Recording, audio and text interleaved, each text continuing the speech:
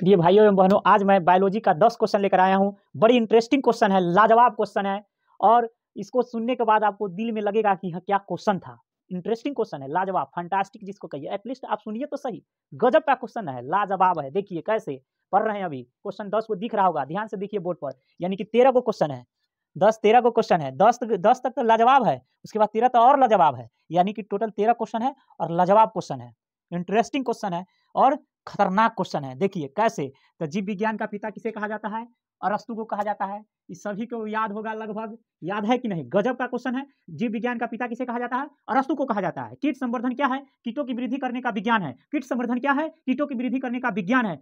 Pedology किस वैज्ञानिक अध्ययन से संबंधित है? तो मिट्टी से। पेडोलॉजी किस वैज्ञानिक अध्ययन से संबंधित है? मिट्टी से है। मानवीय सौंदर्य शिक्षा से संबंधित विज्ञान किसमें होता है? तो कालोलॉजी में होता है। मानवीय सौंदर्य शिक्षा से संबंधित विज्ञान किसमें होता है? तो कालोलॉजी में होता है। ऑन्कोलॉजी के अंतर्गत अध्ययन किया जाता है तो कैंसर का। ऑन्कोलॉजी के अंतर्गत किसका अध्ययन किया जाता है? कैंसर का किया जाता है। ऑर्नियोथोलॉजी के अंतर्गत अध्ययन किया जाता है पक्षी का।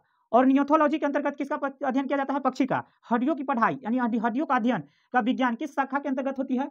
ऑस्टियोलॉजी के अंतर्गत होता है। हड्डियों की पढ़ाई ऑस्टियोलॉजी में होता है। ओरोलॉजी में पर्वतों का अध्ययन होता है। ओरोलॉजी में किसका अध्ययन होता है? पर्वतों का अध्ययन होता है। किसमें परिवर्तन के कारण रंध्र खुलते हैं या बंद होते हैं? तो कोशिकाओं में पानी की मात्रा के कारण क्या होता है? रंध्र खुलता है और बंद होता है। किसमें परिवर्तन के कारण रंध्र खुलते या बंद होते हैं? तो कोशिकाओं में पानी की मात्रा के कारण। प्रोटोप्लास्ट क्या है? पादप कोशिका, कोशिका भित्ति कहलाता है। प्रोटोप्लास्ट क्या है? पादप कोशिका, कोशिका भित्ति। गाजर का रंग नारंगी क्यों होता है? क्योंकि इसमें कैरोटीन की मात्रा ज्यादा पाया जाता है। गाजर का रंग नारंगी होता है क्योंकि इसमें कैरोटीन की मात्रा ज्यादा पाया जाता है। लाइसोसोम होता है पाचन केंद्र में। लाइसोसोम किसमें होता है?